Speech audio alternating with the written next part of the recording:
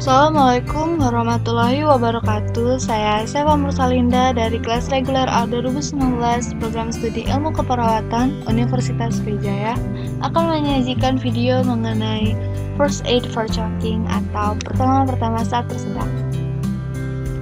Apakah kamu, temanmu, atau orang terdekatmu pernah mengalami tersedak? Tersedak biasanya terjadi saat makan. Kira-kira kenapa ya? Masih ingat kan kalau di layar kita terdapat dua saluran, yaitu saluran pencernaan dan saluran pernapasan, dan dibatasi oleh sebuah katup bernama katup epiglotis. Normalnya katup epiglotis akan menutup saat proses menelan sehingga mencegah makanan masuk ke dalam saluran pernapasan. Namun saat tersedak, katup epiglotis gagal menutup sehingga makanan masuk ke dalam saluran pernapasan dan menyumbatnya, sehingga akan mengakibatkan gangguan pertukaran gas dan memberikan sensasi tercekik. Maka dari itu tidak dianjurkan bagi kita saat makan itu sambil berbicara ataupun tertawa, karena akan mengakibatkan rongga mulut terisi udara dan memicu katup epiglotis terbuka. Kasus kematian akibat tersedak tidak bisa dianggap sepele karena terungkap dalam sebuah data terbaru yang dihimpun oleh The Office for National Statistics, di mana 289 kasus kematian pada tahun 2016 disebabkan karena tersedak. Angka tersebut naik 17% dibanding tahun sebelumnya, dan dari angka tersebut 91% adalah orang dewasa. Temuan ini mengejutkan karena biasanya resiko kematian akibat tersedak lebih banyak dialami oleh anak-anak. Tidak heran, tersumbatnya saluran pernapasan akan menyebabkan seseorang kesulitan bernapas dan menghambat oksigen ke otak dan berakibat fatal. Maka dari itu, kita harus berikan pertolongan pertama secepat mungkin. Namun, sebelum mengetahui tata caranya, kita harus mengenali tanda-tanda dan gejala apa yang dimanifestasikan oleh tubuh saat tersedak. Yang pertama adalah the universal sign of choking atau memegangi leher. Ini sangat sering ditemui pada orang-orang tersedak sehingga menjadikannya tanda khas bagi orang-orang yang tersedak. Hal ini karena adanya sensasi tercekik yang ada di leher korban yang diakibatkan oleh tidak efektifnya pertukaran gas. Yang kedua adalah batuk tidak efektif. Batuk merupakan suatu mekanisme dari tubuh kita untuk mengeluarkan sumbatan yang ada di saluran napas. Seperti selang yang tersumbat, kita akan menambahkan aliran airnya sehingga sumbatan akan terlepas. Begitu juga dengan tubuh kita. Otak akan memerintahkan paru-paru yang berisi udara untuk menyemprotkan udara tersebut sehingga sumbatan akan terlepas. Mekanisme inilah yang disebut batuk. Namun pada sumbatan total, batuk tidak efektif sehingga mereka seperti ingin membatukkan sesuatu tapi tidak ada yang keluar. Yang kedua adalah tidak dapat berbicara. Pada kasus sumbatan total, udara sama sekali terhalang sehingga korban tidak mampu berbicara. Ini merupakan tanda vital dan harus kita konfirmasi apakah dialami atau tidak oleh korban yang tersedak. Yang terakhir adalah kebiruan atau tanda sianosis. Jika sudah muncul tanda kebiruan pada bibir atau ujung jari, maka kasus tersedak sudah mulai parah. Segera lakukan pertolongan.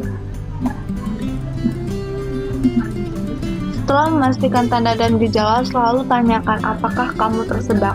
Mungkin saat menanyakan ini, kita akan mendapatkan tatapan, udah tahu kesolok, masih nanya lagi. Tapi, ini penting untuk menunjukkan seberapa parah sumbatannya. Kalau korban masih dapat berbicara, berarti sumbatannya belum terlalu parah dan jangan ganggu tahap batuknya. Tapi ajarkan teknik batuk efektif. Dengan tarik napas dalam hidung dan hembuskan mulut sebanyak 4-5 kali. Pada tarikan nafas yang terakhir, nafas ditahan 1-2 detik dan batukkan secara kuat dan spontan. Namun jika korban tidak bisa menjawab atau hanya mengangguk, berarti sudah pasti dia tersedak dengan sumbatan total. Jika sumbatan itu total, apa yang harus dilakukan? Yang pertama, emergency call. Segera tunjuk seseorang di sekitar untuk memanggil ambulan atau tenaga medis terdekat atau SPGDT atau telepon 119. Kenapa harus kita yang menunjuk? Ini bertujuan agar tidak terjadi difusi tanggung jawab yang akan menyebabkan saling lempar dan menghambat proses pertolongan. Minta juga bantuan orang lain untuk menyiapkan mobil sebagai transportasi menuju UGD terdekat. Setelah itu baru kita lakukan teknik 5 and 5. Yang pertama adalah 5 kali back blow. Berikan 5 kali tepukan dengan tumit telapak tangan tepat di antara tulang belikat. Jika 5 kali back blow belum berhasil, segera beralih ke abdomen thrust atau Heimlich maneuver.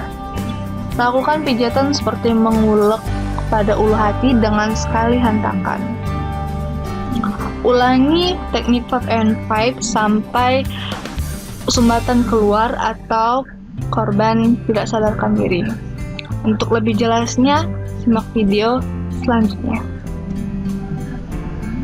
Selalu ingat sebelum melakukan pertolongan, sudah menelpon nomor ambulan atau nomor darurat lainnya.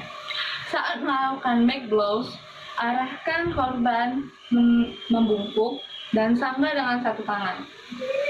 Lalu tepukan 5 kali dengan tumit tangan di antara kedua belikat korban, sebanyak 5 kali.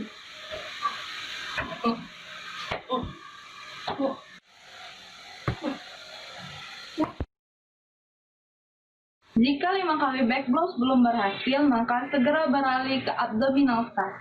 Saat melakukan abdominal thrust, masukkan satu kaki di antara kedua kaki korban, lalu lingkup korban dengan kedua tangan tanpa menyentuh rusuk-rusuk korban. Bentuk satu kepalan dengan jempol mengarah ke abdomen dan tangan satunya menutupi.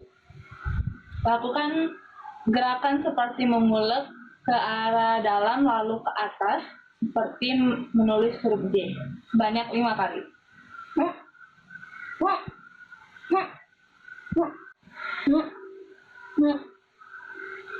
Lakukan abdominal thrust dan back blows sebanyak 5 kali sampai sumbatan keluar atau sampai korban tidak sadarkan diri. Tapi bagaimana kalau kita sendiri yang tersedak? Lakukan self abdominal thrust. Bentuk tangan menjadi kepalan seperti gambar di samping. Letakkan di ulu hati dan sandarkan diri ke objek stabil dan keras seperti kursi atau meja. Dorong ke dalam lalu naik seperti gerakan mengulek atau membentuk huruf C. Hal-hal yang perlu diperhatikan adalah: yang pertama, jangan pernah minum saat tersedak. Penambahan cairan justru bisa membuat makanan semakin terdorong ke bagian saluran pernapasan, dan jika air masuk ke dalam paru-paru bisa menyebabkan keluhan sesak dan rasa sakit di dada. Korban bisa saja mengalami gangguan koordinasi dan penurunan kesadaran. Bahkan jika terlalu banyak air yang mengalir pernapasan bisa berakhir pada kematian. Menelan makanan yang tersangkut akan membuatnya semakin terperangkap dan menambah gawat daruratan. Jangan menelan paksa. Ketiga adalah jangan biarkan tersedak lebih dari 3 menit karena akan membuat otak kekurangan oksigen dan memberikan dampak yang sangat fatal hingga kematian. Lakukan pertolongan pertama secepat mungkin dan segera telepon nomor darurat. Jika korban tidak sadarkan diri, segera lakukan NCP.